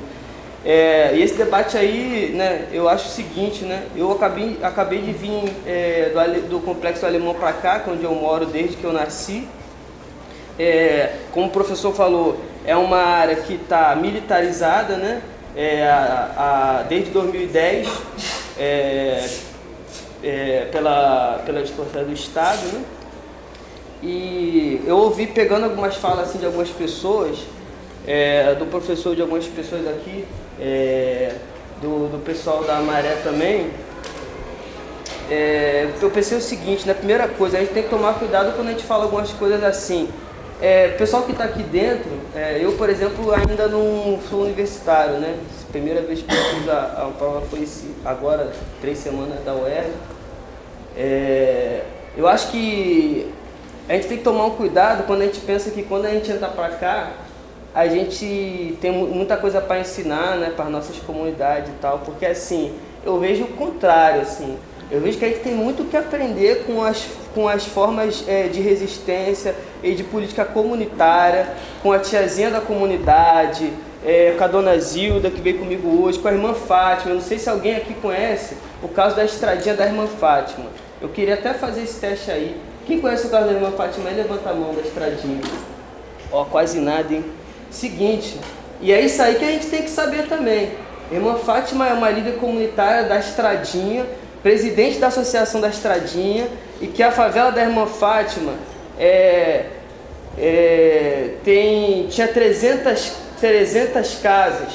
o Estado derrubou metade, 150, está com 150 casas lá, e só tem essas 150 casas lá por causa de uma líder comunitária que não faz parte de partido nenhum, que não faz parte de ONG nenhuma, que não faz parte de organização política nenhuma. Ela é uma mulher negra que defende a sua comunidade. E a gente não tem nada para ensinar com essa mulher, a gente só tem que aprender com ela. A gente devia estar lá trocando ideia com ela também, tá ligado? Todo mundo devia sair daqui e procurar o contato dela e trocar ideia com ela. A gente tem muito que aprender com a irmã Fátima também. Aqui, até queria que o Coroa conhecesse ela sábado, até ver se desenrola isso aí. Quer dizer, todas essas experiências que a gente vem tendo, né, lá no Alemão também, né, que a gente faz um trabalho lá também, né, comunitário, autogestionário. Pra gente, isso aí não é pra gente é muito simples, né? Mas não é simples para todo mundo também, não. Porque a gente tem dentro do Alemão, assim como na Maré, a atuação muito forte de ONG e de partido ali dentro. E a gente tem que tomar cuidado com outras paradas também, né? Porque a gente entra para a faculdade, a gente entra para a universidade, a gente acha que a gente sabe mais que a irmã Fátima. E não fez metade do que a irmã Fátima está fazendo lá. Aí a gente volta para lá, para a favela, com o pesquisador, a gente tem que tomar cuidado com isso pra caramba. Com o favelólogo, com o negrólogo, isso a gente rejeita também. A gente não quer negrólogo e favelólogo dentro da favela também, não. Então, assim, ouvindo algumas falas que eu ouvi aqui, né, acho que numa favela como o Complexo do Alemão, que 80% dos dias a gente tem tiroteio, né, que o Estado disse que ia entrar lá com a polícia, né, e que nenhum morador, né, se deixa enganar por esse tipo de coisa. E aí você não vê, tem 5 bases de polícia dentro do Complexo do Alemão, uma dentro de um colégio, inclusive, que saiu há pouco tempo atrás, dentro de um colégio. Nesse colégio, mais de 50% das matrículas, os meninos saíram do colégio, as meninas. Você tem no Complexo do Alemão 5 estações de teleférico, foi gastado não sei quantos bilhões com aquele teleférico ali, a comunidade não foi consultada, menos de 20% da comunidade usa aquele teleférico, um teleférico que claramente foi construído para ser uma coisa turística, que tinha mais acesso à época que estava mais tranquilo, tinha mais acesso do que o Corcovado e que o Cristo Redentor. Só que aí não segurou, os meninos, a bala come lá todo dia, e agora também não tem gringo lá e não tem esse bagulho, não tá rolando lá. E quando a gente vê isso tudo, a gente entende. Quantas pessoas não falam pra mim assim, pô, Léo, o teleférico pra mim serve só pra eu olhar passar, pô. O Alemão tem mais de 14 favelas, o Complexo do Alemão tem mais de 14 favelas, alguns morros e muitas partes planas. Enquanto que o transporte interno da favela é reprimido, pô. É reprimido as combis, é reprimido os mototáxi, toda hora a polícia fura o pneu dos meninos. Então pra gente não tem, é muito claro, e não deve reinventar a roda, eu não sei, os Pantera fizeram isso, o Quilombo dos Palmares fez isso, nós por nós mesmos, é a organização comunitária, se não for isso aí, a gente já viu que não tem outro jeito. Né? Por isso que a gente organiza com esses princípios, tendo em base esses exemplos aí, porque não tem outro tipo de exemplo. Né? O Estado, sempre que entra lá, é dessa forma. Agora, tem um partido aí que surgiu agora há pouco aí, Frente Favela alguma coisa, de um tal de Celso Ataíde, né? E aí assim, a gente não se engana com isso, né? Porque esse senhor tem uma ONG que atua lá no Alemão, que a ONG está de porta fechada há mais de 3 anos, não faz nada lá. E a gente não acha que partido vai consertar alguma coisa, o cara não dá uma moral nem lá no Alemão para nós, está lá há mais de 3 anos, as portas da ONG estão lá fechadas, pô, recebendo financiamento. Quando caiu uma porrada de casa aí, há 2 anos atrás aí, a gente estava se organizando aí para ajudar o morador. Ele veio com a Kombi, o pessoal dele veio com a Kombi doar uma porrada de camisa velha da ONG, pô. Não doou um feijão, não doou um arroz. E a gente vai cair nesse engodo de que só porque o nome do partido é favela, ou favela e preto Brasil, a gente não pode cair nesse engodo de disputar isso não. E aí eu concordo com o que a irmã falou e até aprofundo mais. E aí o que vai mudar? O que vai mudar também quando o próprio juiz for branco, ou o advogado for branco, você sabe, porra toda é baseada em direito romano, pô. Puta que pariu. Tá ligado? Vai mudar o quê? Entendeu? Eu concordo com tudo que você falou, isso aí mesmo. E aí a gente vê que não vai mudar nada não. Ou parar por aqui, senão, né? Amanhã a gente consegue dar um papo mais reto aí, mas é mais ou menos por aí que a gente acha. Posso falar uma coisa aqui?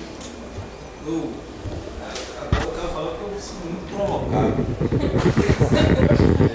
Assim, porque nós estamos falando de antinegritude e ódio antinegro, que também resulta no auto-ódio, na construção de um auto-ódio, certo? A ideia de um projeto político para o povo negro, um projeto político do ponto de vista dos negros para o Brasil, foi no Congresso de 93, no MNU, eu estava lá nesse congresso. Uma tese, não foi uma pessoa, foi uma tese que foi vencedora nesse congresso do MNU.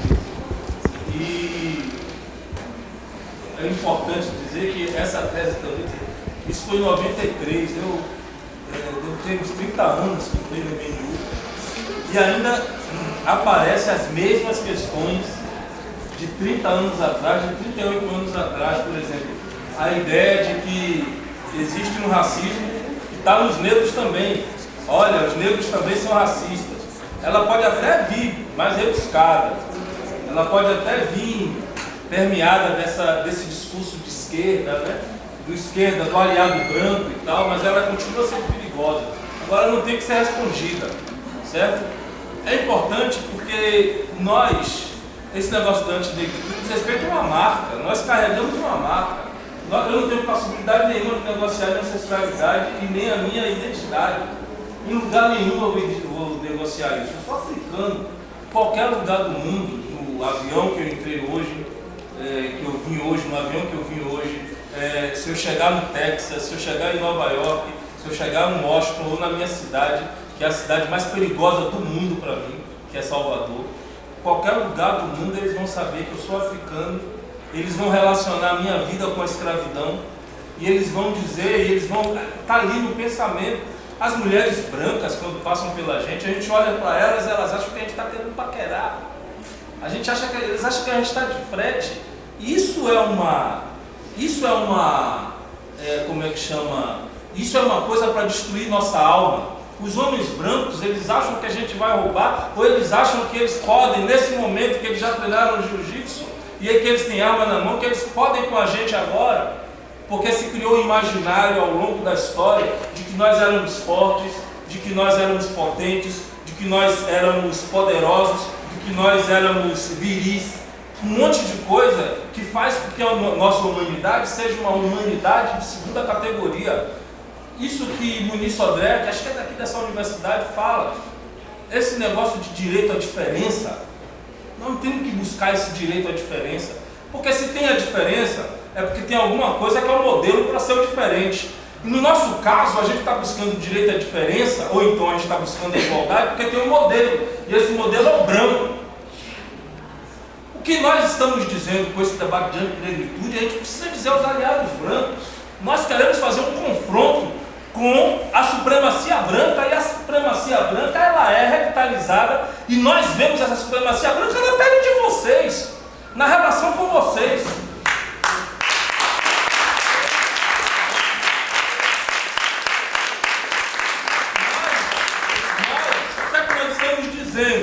O que é que nós estamos dizendo?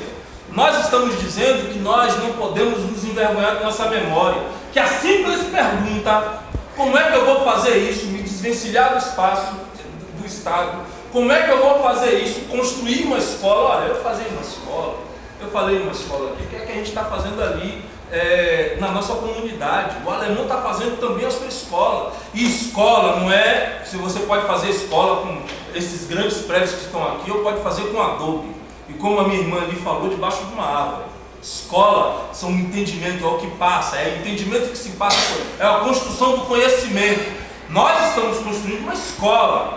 Agora, nós estamos falando isso, nós queremos dizer o seguinte, nós estamos com uma missão histórica nesse momento de construir instituições poderosas de nossa liberdade. Agora você vai dizer que eu não posso, se tem uma história desse país mesmo que construiu essas instituições. Candomblé é o quê? Capoeira é o quê? O samba é o quê? O jongo é o quê? Instituições poderosíssimas construídas por mulheres pretas. E nós temos uma tarefa, que é daqui para diante construir essas instituições. E nós não vamos construir essas instituições chamando os brancos para dançar, por mais aliado que ele seja. Se é aliado, bote dinheiro.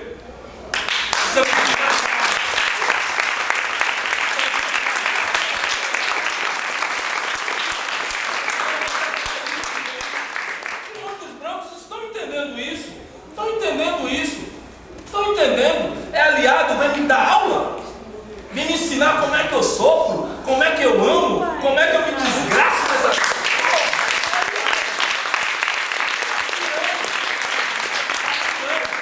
Nós estamos dizendo com a campanha Não Vote e Reaja, é porque nós estamos em ano de eleição, então nós estamos demarcando um território, mas ao fim e ao cabo o que nós estamos dizendo para o país é que nós, é uma exigência política, é a ruptura. Nós estamos dizendo que é ruptura. Nós estamos dizendo que nós precisamos olhar o que está ao redor da gente. Olha, eu vou dizer uma coisa a vocês. Aí vocês podem dizer e me criminalizar como Zumba foi criminalizado, como nós somos criminalizados em Salvador. A Reaja é uma organização ligada ao tráfico. Os caras que bancam, não sei o que, não sei o que. Porra nenhuma. Se eu fosse bancado pelo tráfico, eu não estava na casa de meu irmão, eu estava no hotel da hora por aí. Mas eu preciso entender que existe uma tomada de território pelos pretos do tráfico. Agora, quem se beneficia com o tráfico? Os brancos do tráfico, que não carregam uma arma, que não cheira pó, que todo dia faz happy hour alisando os cachos louros do seu filho. E quem vai para a bagaça é meu irmão. Inclusive dizia esse irmão do tráfico, que está ali na contenção, que está na guarita, que ele pode apropriar essa arma e aquele território tem que ser nosso.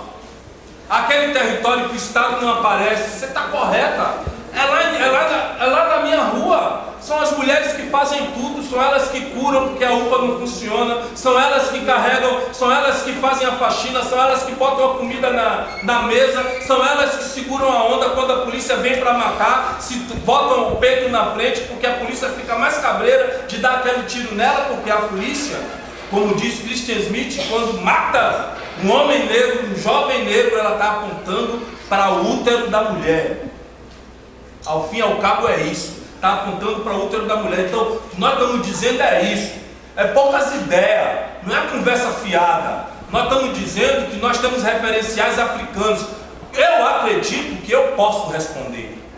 Eu posso responder. Eu tenho direito de responder. Se me fazem uma pergunta, eu vou responder. Porque nós acreditamos no panafricanismo. E é todos. Eu posso responder, Léo pode responder, porque isso é uma visão de mundo africana, porque a gente fica ainda se debatendo com essa visão de mundo europeia e quer extinguir o racismo, mas não está nem mais debatendo racismo. Racismo é um debate que a gente já deixou para lá. Não é o debate que a gente está discutindo agora. Estamos discutindo neocolonialismo, estamos discutindo ódio antinegro. É isso que nós estamos debatendo agora. Esse que é o debate que nós estamos fazendo. Estamos discutindo e construindo alternativas de poder. Algumas alternativas é no subterrâneo, que a gente não vai chegar aqui dizendo qual é a nossa tática. Qual é, tá? O menino filmando aqui vai jogar no YouTube. Eu vou dizer o que é que a gente está fazendo no subterrâneo, mas nós estamos fazendo no subterrâneo.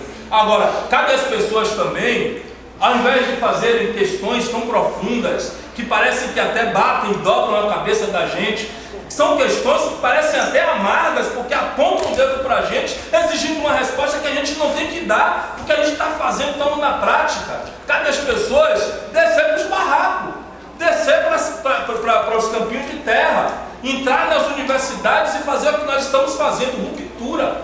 Essa que é a perspectiva que nós temos, que é a que a gente quer debater lá também amanhã, certo?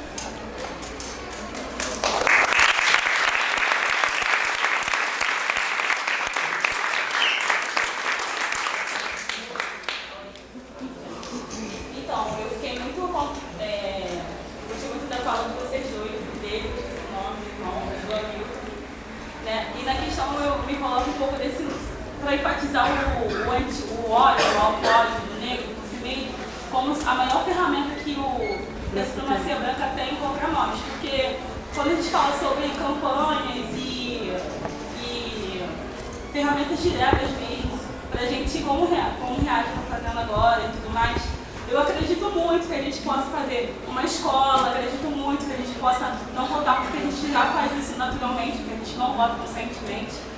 Mas eu fico muito preocupada, né, da gente começar a pensar no que ele falou, né? Eu moro na Pedreira, eu estou nervosa, todo mundo olhando pra mim. Eu moro na Pedreira, que é exatamente na Pavuna, uma favela da Pavuna. E lá eu sou uma das únicas que entrou para a universidade. Eu entrei para a universidade, eu tive esse contato, tenho essa acessibilidade de estar aqui sentada, conversando com vocês, tendo essa troca. E eu sei que a maioria das pessoas ali abandonam a escola, né? E o processo lá é das pessoas não se entenderem enquanto pretas. A gente ainda está no processo das pessoas não se entenderem enquanto pretas. As meninas estão colocando black, estão colocando agora porque estão deixando de se machucar, isso é muito bom. Muita gente deixando de se machucar, muita gente deixando de morrer menos por dia. E eu fico pensando, né, de pensar em prol diretamente, sabe? Diretamente, é porque quando um dia eu fui voltando pra casa, eu sempre pensava assim, pô, eu saí da faculdade, mas quando eu chego na Pavuna e eu abro meu portão, não adiantou porra nenhuma. E aí?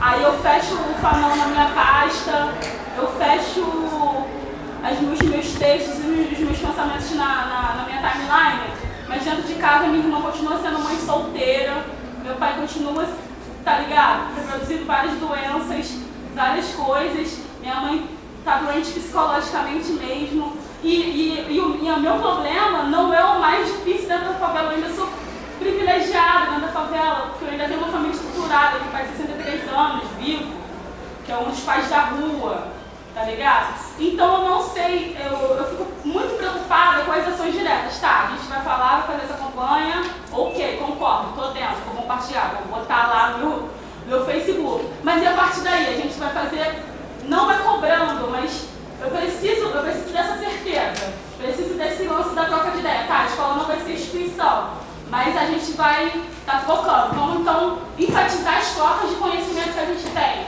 nas comunidades que já existem, sabe? Eu preciso muito, urgentemente, resposta mesmo, dessa volta, desse retorno. Porque cada vez que eu fecho o portão da minha casa me dói um pouquinho, tá ligado? Porque é como se eu vivesse dois mundos, sabe? É aqui e lá, o tempo todo. Isso tem me enlouquecido, de verdade. Tá muito doida parada, sabe? Só isso. Isso aí, gente.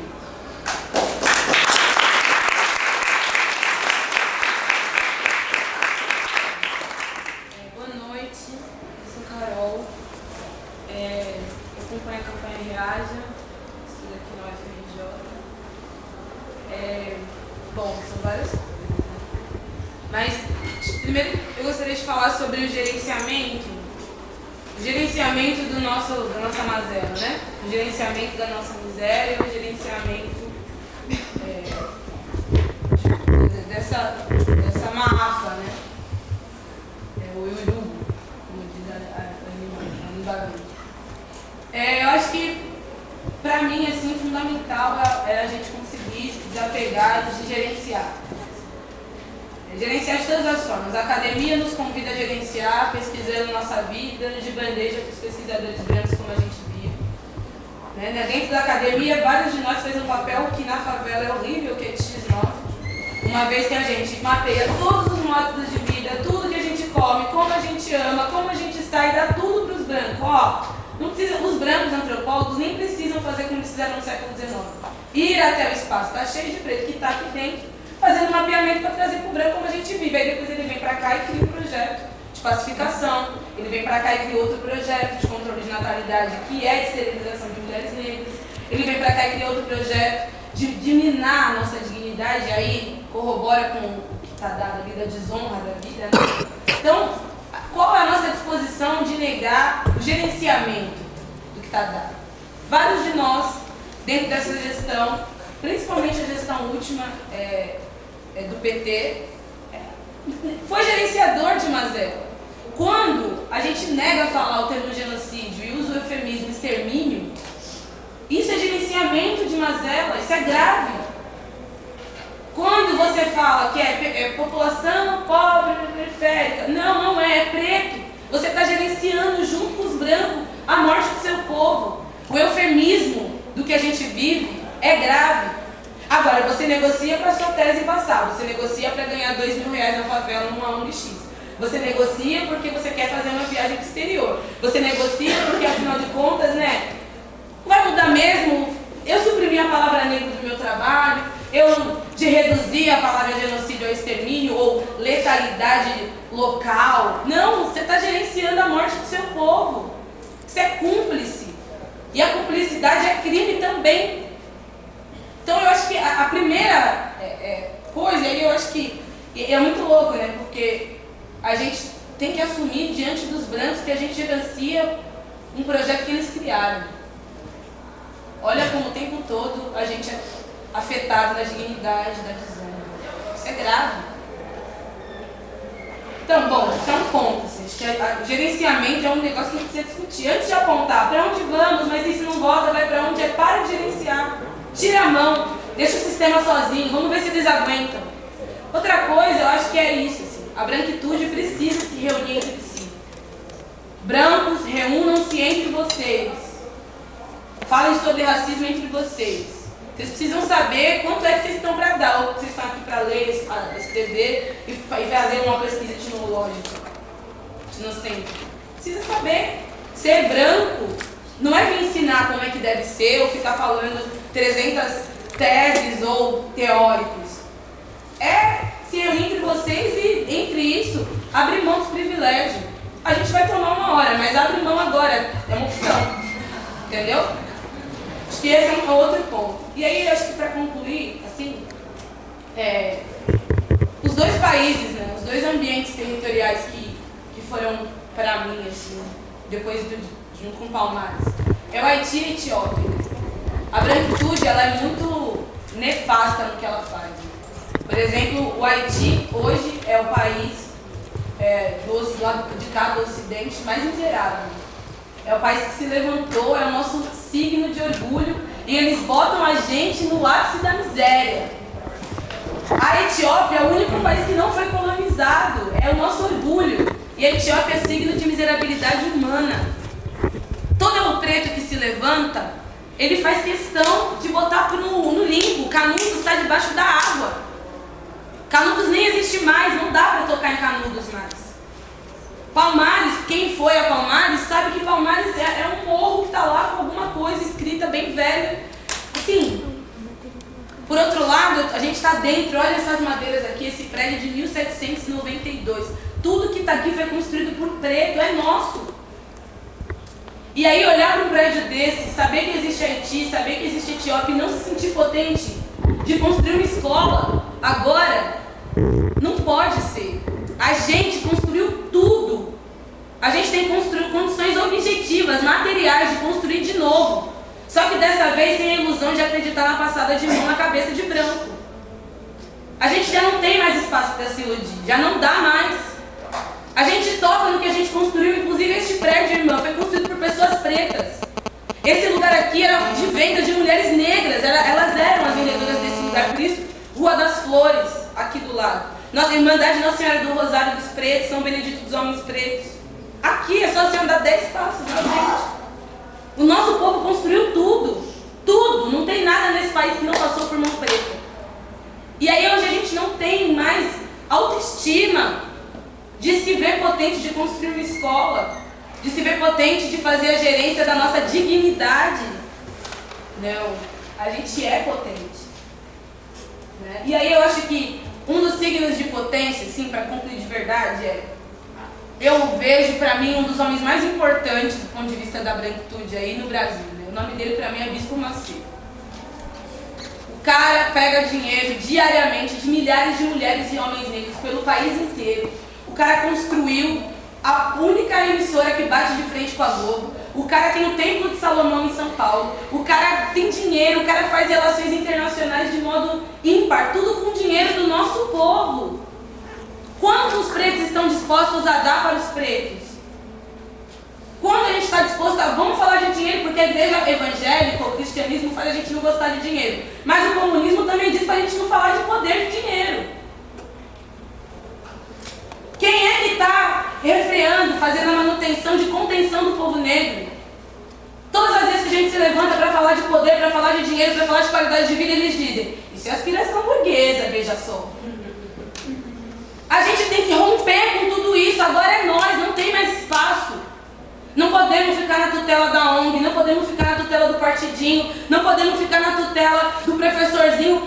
Vai me orientar? A pesquisa é essa. Não quer, vai ter quem queira, porque tem professor negro agora também. Tenho orgulho de ter irmãos e irmãs doutores e doutoras. Agora a gente também tem para trocar. Então eu acho que é isso, sabe? Se esses doutores, essas doutoras, se essas pessoas que nesse momento conseguiram acessar o mínimo, o papel delas é abrir mão da gerência da mazela do nosso povo. Isso para mim está dado, porque quanto mais de vocês abrir mão da gerência da mazela do nosso povo, mais a gente vai ser autônomo e livre.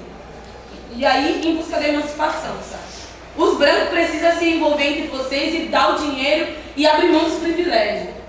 Né? Não parece simples, parece que eu estou sendo generalista, mas isso é o básico para começar. A resposta não vai sair agora.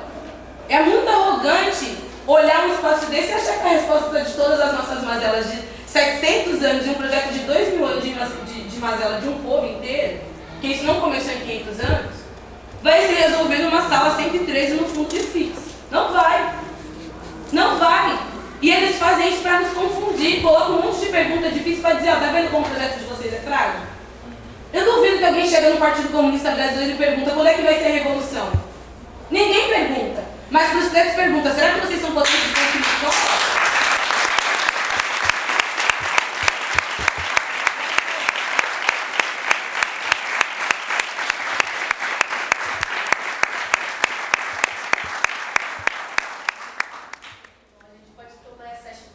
Como encerramento, mas também pode abrir para o professor Vargas, não sei se quer falar. Eu gostaria de passar a palavra. Eu concordo que o espaço acadêmico, como está suspeito até agora, concordo com as falas que nós deveríamos estar num outro espaço. Eu concordo também com as falas que o apoderamento negro vai passar necessariamente pela destruição das instituições antinegras. Não há meio termo. E está aberto para quem quiser fazer uma fala breve de encerramento.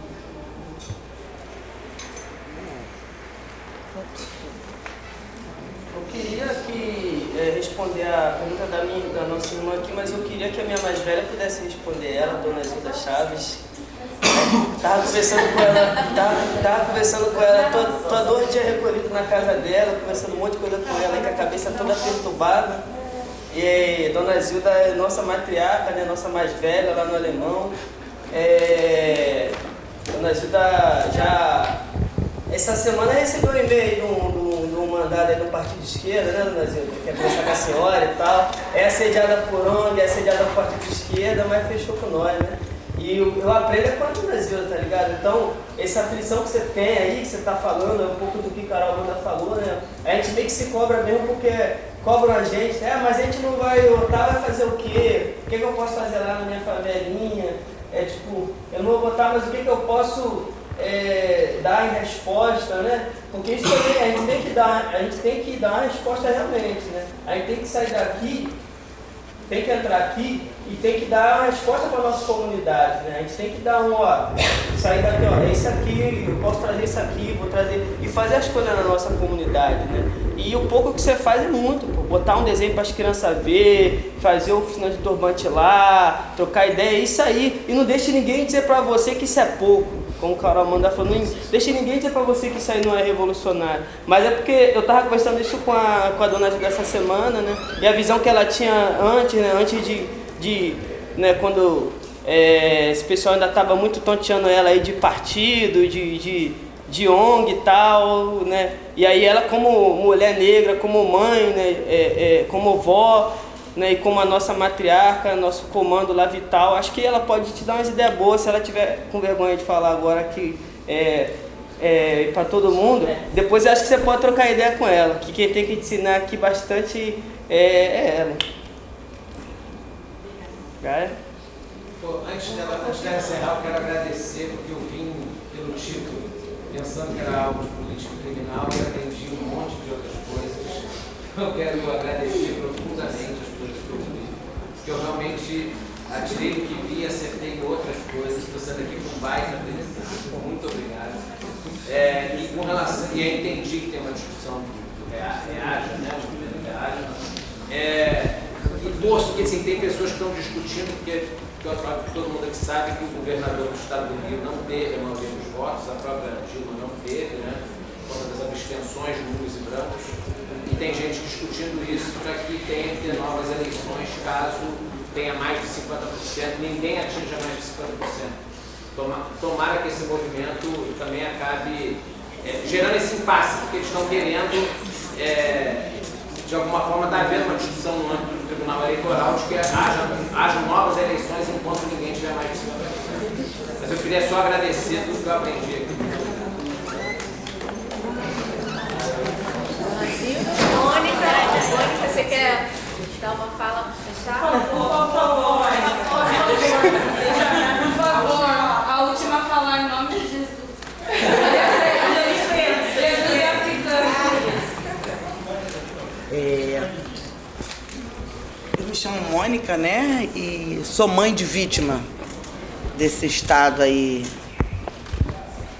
fascista, racista, genocida, odeia preto. Então, assim, estava aqui no meu cantinho, escutando, e estou muito emocionada porque, professor João, você colocou tudo que eu venho, de certa forma, vendo e observando e entendendo, né, que é o que aconteceu comigo e o que acontece com o meu povo, com todas as mães que eu conheço, que eu tô junto, que eu choro, né? Porque eu tanto tive meu filho encarcerado como tive meu filho depois assassinado. Então, assim, quando você fala ali, né, que o encarceramento tira a honra, eu estava aqui balançando a cabeça, concordando, porque é isso, porque se o adolescente, quando ele está encarcerado e se tira o nome, ele é tratado por um número. Você chega para visitar o seu filho, você fala, eu vim visitar o Rafael, porque esse era o nome do meu filho. Detalhe, no qual que eu tinha muito orgulho. Eu sempre tive muito orgulho de ser mãe do Rafael.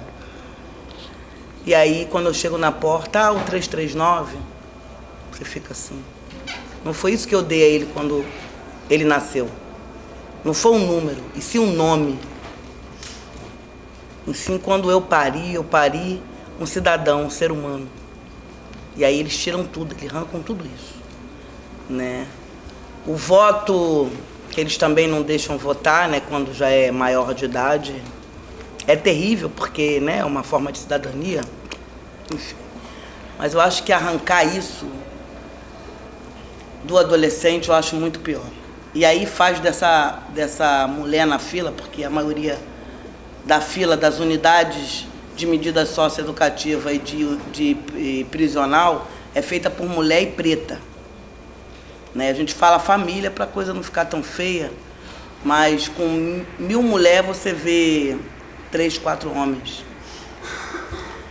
E essas mulheres também estão adoecendo, essas mulheres estão morrendo, sabe? Enfim, eu estava aqui agora, coincidentemente, falando aqui no Zap, porque ontem foi a missa de 1 ano de uma dessas mulheres, hoje ela foi para a UPA. Por quê? Porque a semana inteira foi naquela emoção para a missa do filho de 1 ano.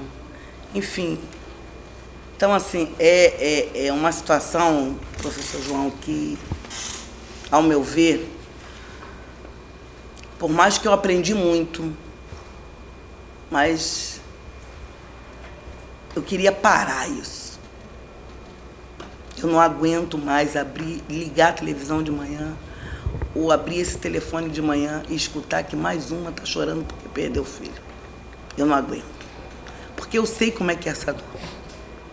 O meu filho faz 10 anos. Eu estou realmente... Esse ano inteiro, toda vez que falo, me emociono. Porque eu estou me dando conta que é uma década.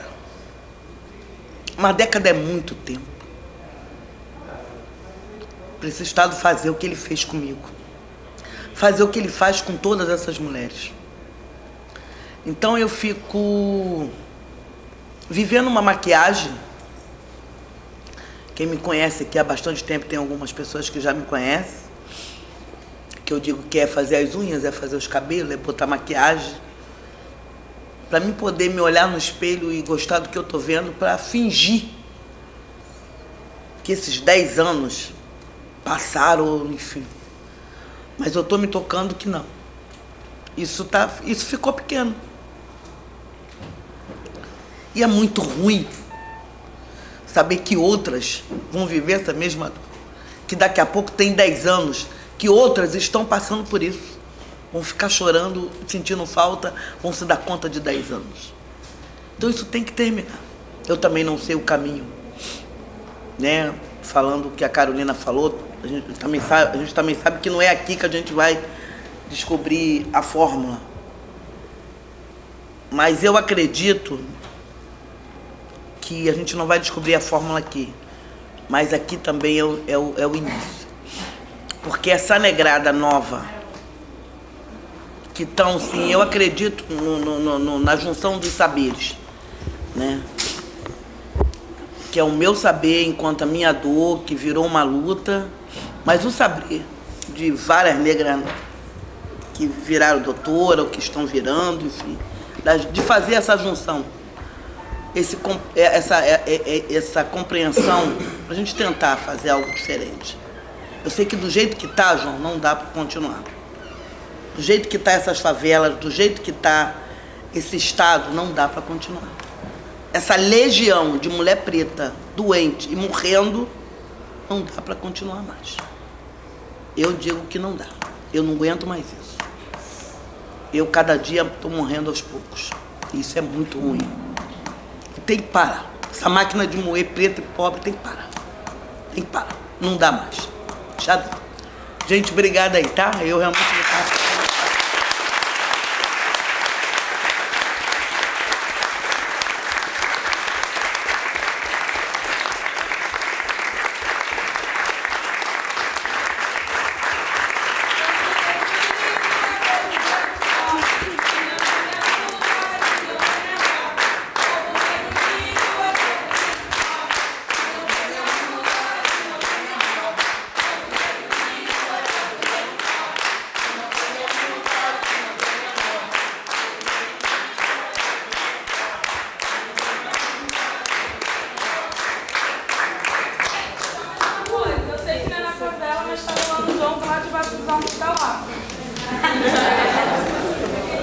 Quem tiver com a listagem, entregar para a doutora Luciane.